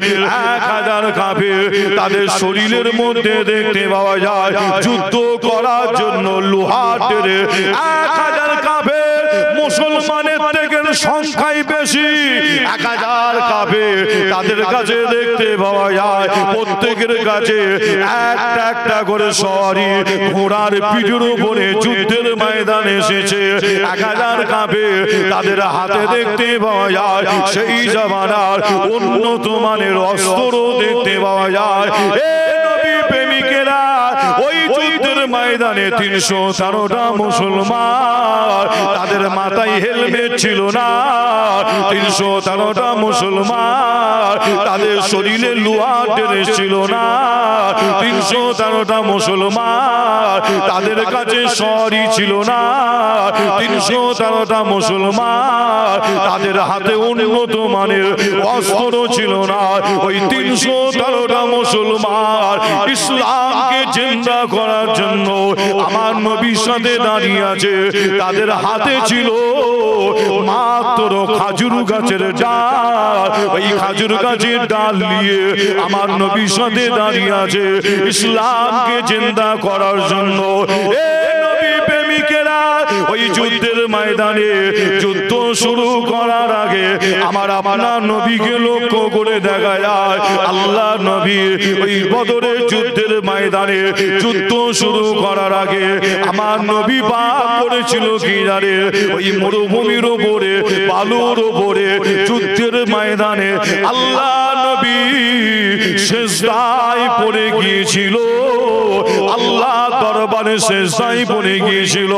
এই নবী প্রেমিকেরা, 1000 কাফের দাঁড়িয়ে আছে, 313টা মুসলমান আমাদের নবী সিজদায় পড়ে গিয়ে যুদ্ধের ময়দানে আল্লাহকে বলে, আল্লাহ আল্লাহ আজ যদি 313টা মুসলমান শেষ হয়ে যায়, আল্লাহ আপনাকে আল্লাহ বলার মতো, আমাকে নবী বলার মতো আর কাউকে খুঁজে পাওয়া যাবে না। আল্লাহ আল্লাহ আপনি আমাদের উপরে রহমত করো, আল্লাহ আপনি আমাদের উপরে হেফাজত করো, আল্লাহ আপনি আমাদের উপরে সাহায্য করো। এই নবী প্রেমিকেরা তাই আপনাদের পীরের ঘরের বাচ্চা বলে দিয়ে যায় এই 2025 সাল কঠিন সময়, কঠিন টাইম। আপনারা লক্ষ্য করলে দেখতে পাবে কখনো ট্রেনের ভেতরে যুবককে মারতে মারতে মেরে দেওয়া হয়, কখনো ট্রেনের মধ্যে দেখতে পাওয়া যায় মুরব্বী চাচার দাড়ি ধরে টানা হয়। এই যুবকেরা 2025 সাল কঠিন সময়, কঠিন টাইম। সারা পৃথিবী যেমন চক্রান্ত চালানো হয়, এই ভারতবর্ষের জমিনে পশ্চিম বাংলার বুকেও কঠিন প্ল্যান চক্রান্ত চালানো হয়। একটাই প্ল্যান, মুসলমানদের কিভাবে শেষ করা যায়, কিভাবে ধ্বংস করা যায়। এই যুবকেরা, আমার নবী প্রেমিকেরা, আপনারা লক্ষ্য করে দেখো, কখনো বলা হয় অমুক মসজিদ খোঁড়া হলে ওটা পাওয়া যাবে, কখনো বলা হয় আজমির শরীফে খাজা মঈনুদ্দিন চিশতি আজমির হুজুরের মাজার খুললে নাকি ওটা পাওয়া যাবে। এই যুবকেরা, আপনাদের যথেষ্ট জানা আছে বর্তমান পরিস্থিতি, আপনারা প্রত্যেকে জানে। তবে আমি আসিম বিল্লাহ আপনাদের জানাই, আন্দোলন হয়, প্রতিবাদ হয়, রাস্তায় নামের, অবশ্যই ভালো খারাপ বলবো না, কিন্তু আপনাদের জানিয়ে দিয়ে যায় এই যুবকেরা আমরা মূল জায়গা থেকে সরে যাচ্ছি। তাই আমাদের আন্দোলন প্রতিবাদ সাকসেসফুল হচ্ছে না, হবে না, হবে না। এই যুবকেরা, মুসলমানের মূল জায়গা হলো খোদাকে সিজদা দিয়া নামাজ পড়া, খোদাকে সিজদা দিয়া। ওই বদরের জমিনে আমাদের নবী আল্লাহর দরবারে সিজদা দিয়ে আল্লাহর কাছে মাদদ চেয়েছিল। আমার আল্লাহ আমাদের নবীর সিজদা চোখের পানিটা কবুল করে আল্লাহ ওই বদরের জমিনে মুসলমানকে আল্লাহ সাহায্য করার জন্য আল্লাহ আসমান থেকে একটা নাই, দুটো না, হাদিস শরীফ সাক্ষী দেয় 5000 ফেরেশতাকে আল্লাহ বদরের জমিনে আল্লাহ নাপিয়ে দিয়েছিলেন। জোরে হবে না সুবহানাল্লাহ? একটা নাই, দুটো নাই, আল্লাহ 5000 ফেরেশতা আসমান থেকে পাঠাচ্ছে। ফেরেশতা এসছে কেন? আল্লাহ ফেরেশতাকে পাঠাচ্ছে কেন? ফেরেশতারা এসে পৃথিবীর জমিন অর্থাৎ বদরের ময়দানে, যুদ্ধের ময়দানে এসে ফেরেশতারা এসে মুসলমানদের হয়ে কাফেরদের বিরুদ্ধে ফেরেশতা যুদ্ধ করবে। জোরে বলবেন না সুবহানাল্লাহ? আর আমরা এখন শুধু চলে যাচ্ছি কলকাতায় আন্দোলন করতে, বারাসাতে আন্দোলন করতে, মধ্যমগ্রামে আন্দোলন করতে। সাকসেসফুল হবে না, সাকসেসফুল হবে না। যে আন্দোলন করেন ভালো খারাপ বলছি না, যান আপনি কলকাতায় যান, বারাসাতে যান, মধ্যমগ্রামে যান।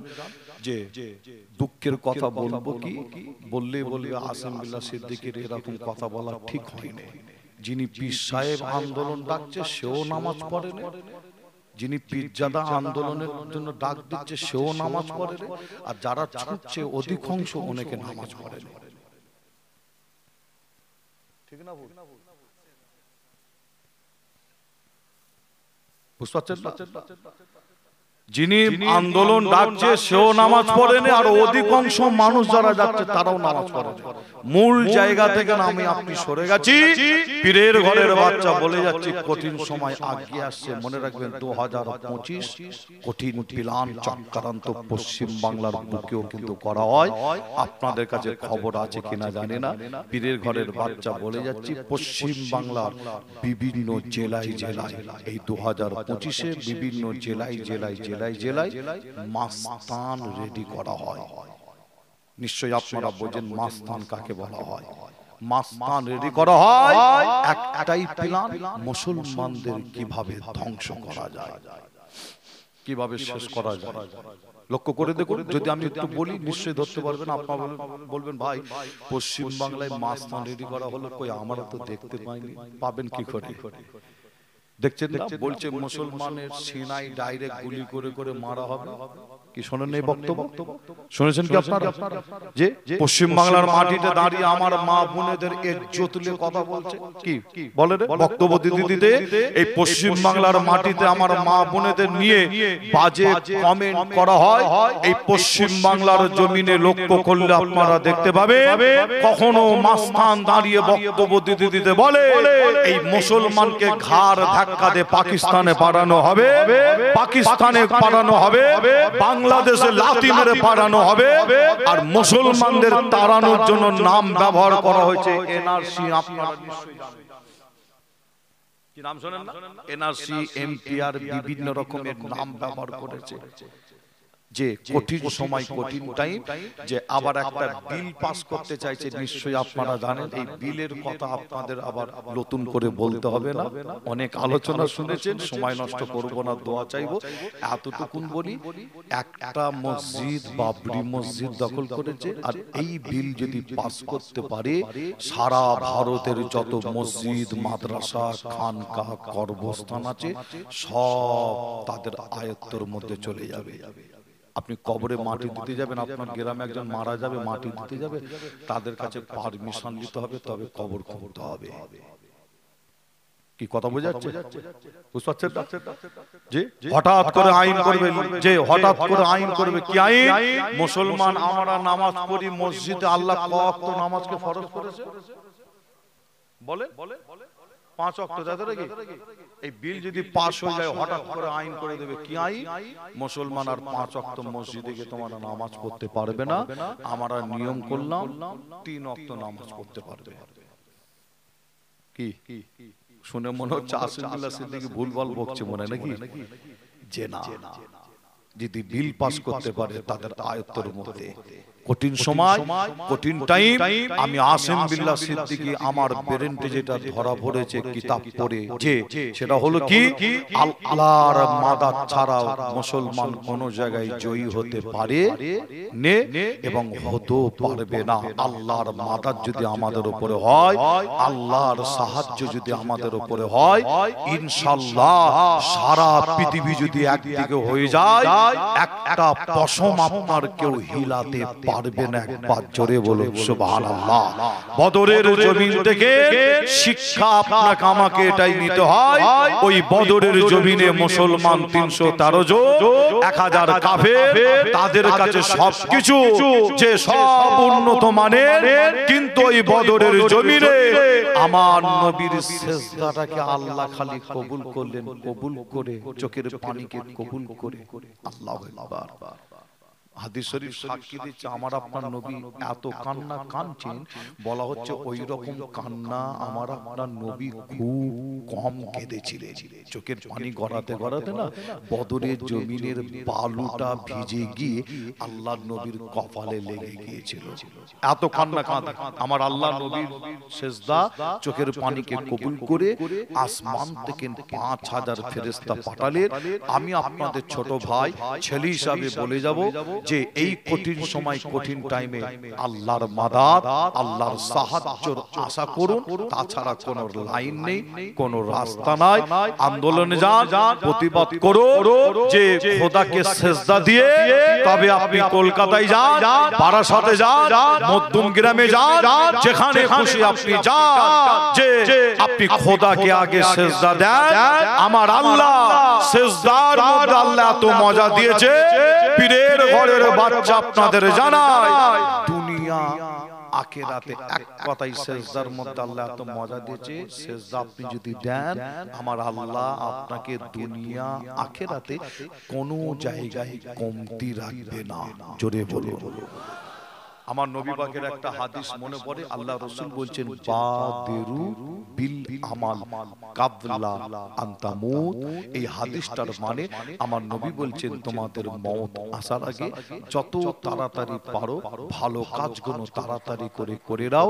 তাই আমি আসিম বিল্লাহ সিদ্দিকী আপনাদের বলে যাই, নামাজ পড়া ভালো আমরা জানি, রোজা রাখা ভালো, দান খয়রাত করা ভালো, জিকির আজকার করা ভালো, যে এই মাহফিলে এসে বসেছেন এটাও ভালো। কিন্তু মুসলমানের মধ্যে যদি দ্বন্দ্ব ঝামেলা হয়ে থাকে সেটাকে মিটিয়ে নিয়ে বা মিটিয়ে দেয়া এটা ভালো না খারাপ? বলেন বলেন বলেন। দোয়া চাইবো, বিদায় নেব। আল্লাহ রাসূল বলেন বাদিরু বিল আমাল কাবলান তামুত। এই হাদিসটার মানে হলো আমার রাসূল বলেন মওত আসার আগে যত তাড়াতাড়ি বড় ভালো কাজগুলো করে নাও, নামাজ রোজা হজ যাকাত দান খয়রাত জিকির আজকার আমরা জানি এটা হলো ভালো। কিন্তু মুসলমানের মধ্যে যদি দ্বন্দ্ব ঝামেলা যদি থাকে, এটা মিটিয়ে নিয়া বা মিটিয়ে দেয়া ভালো না খারাপ?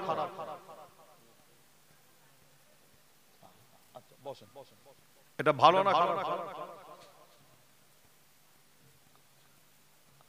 একজন আরেকজনের সাথে দ্বন্দ্ব ঝামেলা সারা জীবন রেখে দেওয়া ভালো না খারাপ? খারাপ না? আচ্ছা, মিটে যাওয়াটা ভালো, তাই তো? আমি আসিম বিল্লাহ এই 2025 সালে একটা মেসেজ দিচ্ছি, সেটা হচ্ছে কি বলে বিদায় নেব, আখেরি দোয়া মোনাজাত করব, যে একটাই মেসেজ, সেটা হচ্ছে কি মুসলমান আপনারা প্রত্যেকেই এক প্ল্যাটফর্মের নিচেই আসে, একটা ছাতার তলায় আসে। কঠিন সময় আল্লাহ আমাদের এক হওয়ার তৌফিক দান করেন, দোয়া চাই। একটা প্ল্যাটফর্ম, একটা ছাতার তলায় আমাদের মধ্যে অনেক রকম দল মত আকীদার মানুষ আছে না? আপনাদের গ্রামে আপনাদের পাড়া আছে না? যে সবই কি ফুরফুরা সিলসিলার মানুষ? যে আলহামদুলিল্লাহ, তার মধ্যেও আপনার দেখা যাচ্ছে কিছু ব্যক্তি তো আছে নাকি অন্যান্য দল মত নেই, আচ্ছা আপনাদের জানাই, যদি আপনার এই এখানে সব ফুরফুরা সিলসিলার মানুষ, এখানে যদি কোনো অন্য আপনার, আমি কারো নাম ধরে বলছি না, এখানে কেউ যদি হামলা করে, এখানকার মুসলমানের উপর অত্যাচার জুলুম করে, আর পাশের পাড়া পাশের গ্রামে ওখানে মুসলমান আছে, তারা কিন্তু ফুরফুরা সিলসিলা করে রে, তারা অন্য আকীদার মানুষ, যে তারা যদি বলে যে ওরা ফুরফুরা সিলসিলা করে, ওরা মার খাচ্ছে, মার খাক, আমরা বসে কেমন হবে? ভালো হবে না খারাপ হবে? ভালো হবে না খারাপ হবে? খারাপ হবে না? যে আর আমি আসিম বিল্লাহ আমার বক্তব্য হলো এটা, আমার এই বক্তব্যকে নিয়ে অনেকে ভুল বুঝছে, আবার অনেকে আবার বুঝার পর মানুষের কাছে ভুল ব্যাখ্যা করছে, আমার বিরুদ্ধে অনেকে উঠে পড়ে লেগেছে, চক্রান্ত প্ল্যান করছে। আমি আসিম বিল্লাহ সিদ্দিকী, আমি আপনাদের উপর আশা করব, আমার ভাই, আমার চাচা, আমার মা বোনেরা পর্দার অন্তরের আড়ালে আলোচনা শুনছে, আমি আসিম বিল্লাহ আমার উদ্দেশ্য হলো এটাই যে আপনাদের জানাই, আমি আসিম বিল্লাহ আমার আকীদা, আমি আমার আকীদায় আমি মজবুত আছি। যে হ্যাঁ, আমি মুজাদ্দিদুজ্জামান দাদা পীরের ঘরের আওলাদ, মুজাদ্দিদুজ্জামান দাদা পীরের ঘরের সন্তান, আমি আমার আকীদার জায়গায় আমি মজবুত আছি আছি আছি। আমি আসিম বিল্লাহ সিদ্দিকী মেসেজ এটাই দিই, আপনার মাসলা আপনার কাছে থাক, আমার মাসলা আমার কাছে আছে, কিন্তু যখন কোরআনের উপরে, দ্বীনের উপরে, শরীয়তের উপরে, ইসলামের উপরে, মুসলমানের উপরে যখন আঘাত আসবে, মসজিদ যখন দখল করার জন্য চক্রান্ত প্ল্যান করবে, আমরা যেন প্রত্যেকেই একটা প্ল্যাটফর্মের নিচেই ছাতার তলায় এসে যেন দাঁড়াতে পারি। আর আপনাদের পীরের ঘরের বাচ্চা বলে যায়, এই এক ছাতার তলায় যদি এসে দাঁড়াতে পারি, ইনশাআল্লাহ পীরের ঘরের বাচ্চা বলে যাচ্ছে, মসজিদ দখল করা তো দূরের কথা, মসজিদের একটা ইট পর্যন্ত খোলার ক্ষমতা কারো হবে না। একবার জোরে বলে। এবার আমার সাথে দেখা যাচ্ছে, আমি কাজ যখন নেবেছি, কাজ করছি মুসলমান যাতে এক হয়, আমি নেবে গেছি, অলরেডি কাজ করছি, সোশ্যাল মিডিয়ায় আপনারা দেখবেন, মোবাইলে দেখবেন, যে পাবেন আপনারা। আপনারা যদি দেখেন আসিম বিল্লাহ সিদ্দিকী অন্য একটা আকীদা উলামা হযরতদের সাথে, তারা অন্য মতপথের মানুষের সাথে আসিম বিল্লাহ সিদ্দিকী বসে আছে, এরকম ছবি দেখবেন, দেখার পরে আপনারা কি আমাকে ভুল বুঝবেন? কি ভুল বুঝবেন? যে কি ভুল বুঝবেন বলে মনে হয় কি যে না, আমি নেবেছি কাজ করতে, আবারও বলছি আমি আমার আকীদার জায়গায় মজবুত আছি, ইনশাআল্লাহ কাজ করছি। আপনাদের কাছে একটাই আশা, ভুল বুঝবেন না, আমার জন্য আপনারা দোয়া চাইবেন, আমি যেন আমার চিন্তা ভাবনা নিয়ে যেন আগাতে পারি, আল্লাহ যেন কবুল করেন, এবং আমরা যেন প্রত্যেকেই যেন মিলেমিশে একসাথে যেন থাকতে পারি। জোরে বলুন আল্লাহুম্মা আমিন। আর একটু জোরে বলুন আল্লাহুম্মা আমিন। একবার দরুদ শরীফ, আল্লাহুম্মা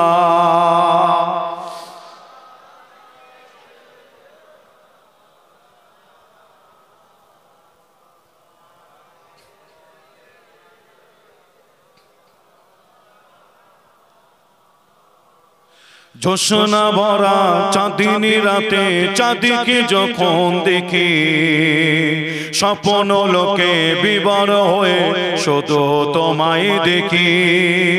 জোছনা ভরা চাঁদিনী রাতে চাঁদিকে যখন দেখি, স্বপ্ন লোকে বিবর হয়ে শুধু তোমায় দেখি। একাই বসে মগ্ন হয়ে ভাবি নীরবে, বিশ্বটাকে সাজিয়েছ অতি নিপুণ ভাবে। বিশ্বটাকে সাজিয়েছ অতি নিপুণ ভাবে। সাদা কালো তোষণ মেঘে খেলা দেখি যখন, হৃদয় আমার ভালোবাসা বেড়ে ওঠে তখন। সাদা কালো তোষণ মেঘে খেলা দেখি যখন, হৃদয় আমার ভালোবাসা বেড়ে ওঠে তখন। একাই বসে মগ্ন হয়ে ভাবি নীরবে, বিশ্বটাকে সাজিয়েছ অতি নিপুণ ভাবে। বিশ্বটাকে সাজিয়েছ অতি নিপুণ ভাবে। জোছনা ভরা চাঁদিনী রাতে চাঁদিকে যখন দেখি, স্বপ্ন লোকে বিবর হয়ে শুধু তোমায় দেখি। আল্লাহ উম্মা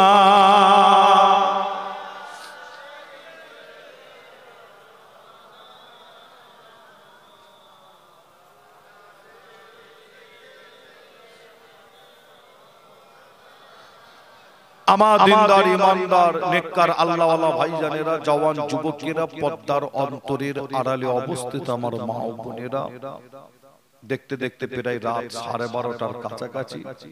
আপনাদের বেশি কষ্ট দেব না, আগেই বলেছি আখিরি দোয়া মোনাজাত করা হবে।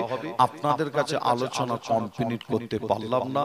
বদরের জমিনের আলোচনা আপনাদের খেদমতে করছিলাম।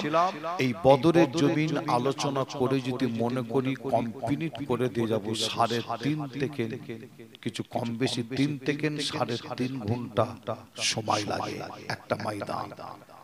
একটা ময়দান আর অনেক ময়দান আছে, হাদিস শরীফ খুললে পাবেন ওহুদের ময়দান, খন্দকের ময়দান, তাবুকের ময়দান, হুনাইনের ময়দান, অনেক যুদ্ধ হয়েছিল। যে আচ্ছা একটা কথা বলে বিদায় দিই, একটু সালাম করব। যে এত যে যুদ্ধের ময়দান হলো, আপনারা নাম শুনলেন যে অনেক যুদ্ধ। আচ্ছা সেই যুদ্ধের ময়দানে কি সাহাবা হুজুররা হাতে তরবাল নিয়েছিলেন? বিভিন্ন যুদ্ধের ময়দানে তরবাল ব্যবহার হয় না। বদরের যুদ্ধের ময়দানে শুধু খাজুর গাছের ডাল ছিল সাহাবা হুজুরদের। কেন? ওটা প্রথম যুদ্ধের ময়দান ছিল। কি করবে, কিভাবে যুদ্ধ করবে জানে না। আল্লাহর নবীর সাথে সাহাবা হুজুররা যুদ্ধের ময়দানে যাচ্ছেন, কি নিয়ে যাবে? সামনে খাজুর গাছের ডাল ছিল, হাতে করে নিয়ে চলো যুদ্ধের ময়দান। আল্লাহু আকবার। যে এবার বাকি অন্যান্য যুদ্ধের ময়দানে যে সাহাবা হুজুরদের হাতে ঢাল ছিল, আবার তরবালও ছিল। এক হাতে ঢাল আর এক হাতে তরবাল। কেন? কাফেরদের হাতে ছিল উন্নত মানের অস্ত্র। যে কিন্তু আপনাদের কাছে জানতে চাই একটা কথা বোঝানোর জন্য, যে ইসলাম মানে হলো কি, একটু সকলে বলতে পারবে? সকলে বলেন ইসলাম মানে হলো শান্তি, তাই তো নাকি? ইসলাম মানে হলো শান্তি। ইসলাম শান্তি ছিল, ইসলাম শান্তি আছে, কিয়ামত পর্যন্ত ইসলাম শান্তি থাকবে। কিন্তু ইসলাম মানে হলো শান্তি যদি হয়, আমরা প্রত্যেকেই বলছি শান্তি, কিন্তু অন্য অন্য ধর্মের মানুষদের মনের মধ্যে একটা প্রশ্ন অনেকে বলে, আবার মুসলমান অনেক আপনার ভাইরা আছে, তাদের অনেকের মনের মধ্যে একটা প্রশ্ন, সেটা হলো কি, ইসলাম মানে যদি হয় শান্তি, তাহলে সাহাবা হুজুররা হাতে কেন তরবাল নিয়েছিল, ঢাল কেন তুলেছিল, আর এত যুদ্ধের ময়দান কেন হয়েছিল? এই প্রশ্নটা অনেকের মনের মধ্যে আছে না? নাই? অনেকের মনের মধ্যে হয় যে শান্তি যদি হয় সাহাবা হুজুররা হাতে ঢাল হাতে তরবাল কেন নিয়েছিল?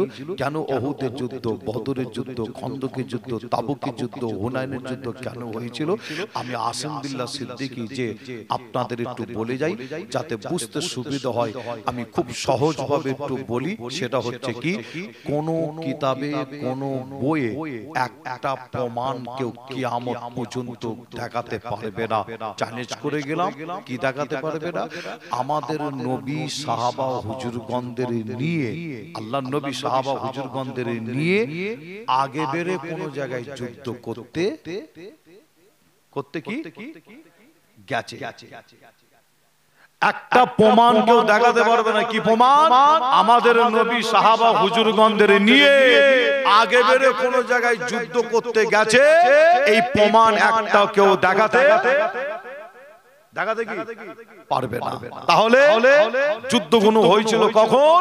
আমি কিন্তু হাজারো প্রমাণ দেখাবো। আমার নবী নিজের ঘর বাড়ি ছেড়ে দিয়ে মক্কা থেকে মদিনাতে এলেন, তারপরও কাফেররা আবার মক্কা থেকে মদিনাতে এসেছে আমার রাসূলকে মারার জন্য, সাহাবা হুজুরদের মারার জন্য। যে আপনাদের বলে যায়, যখন কাফেররা তারা হাতে অস্ত্র ঢাল তরবাল নিয়ে যখন সাহাবা হুজুরদের উপরে, আমার নবীর উপরে জানলিয়া হামলা যখন করতে এসেছিল, জানলিয়া হামলা যখন করতে এসেছিল, ওই সময় সাহাবা হুজুররা নিজের জীবনকে বাঁচানোর জন্য সাহাবা হুজুররা করেছিল কি ডিফেন্স করেছিলেন, অর্থাৎ মোকাবেলার ময়দানে নেমেছিলেন। কেন? নিজের জান, নিজের জীবন বাঁচানো ইসলাম শরিয়াত বলছে এটা হচ্ছে একটা ফরজ কাজ। জোরে বলে বলো। আপনি এখানে বসে আছেন, একজন ব্যক্তি হাতে তার একটা অস্ত্র নিয়ে এসেছে আপনাকে মারার জন্য, উন্নত মানের অস্ত্র তার হাতে। আপনি দেখছেন আপনাকে জানলিয়া হামলা করবে, বলেন আপনি দেখার পরে আপনি কি নিজের জান বাঁচানোর জন্য কিছু তো করবেন নাকি? কিছু তো করবেন নাকি? বা এখান থেকে পালাবে, তাই তো নাকি? নিজের জান বাঁচানোর জন্য পালাবে, তা নাহলে আপনি ডিফেন্স করবেন। আর এই যে কাজটা আপনি করছেন, ইসলাম শরিয়াত বলছে কি জানেন?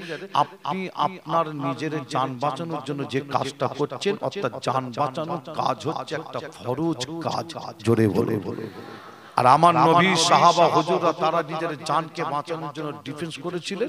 আর এই ডিফেন্স করতে গিয়ে ওহুদের ময়দান, বদরের ময়দান, খন্দকের ময়দান, তাবুকের ময়দান, হুনাইনের ময়দান, এই ডিফেন্স করতে গিয়ে সাহাবা হুজুররা হাতে ঢাল, হাতে তরবাল তুলে নিয়ে তাদের সাথে মোকাবেলা করেছিল, শুধু নিজের জান বাঁচানোর জন্য, ইসলামকে জিন্দা করার জন্য, কোরআনকে জিন্দা করার জন্য। একবার জোরে বলে সুবহানাল্লাহ।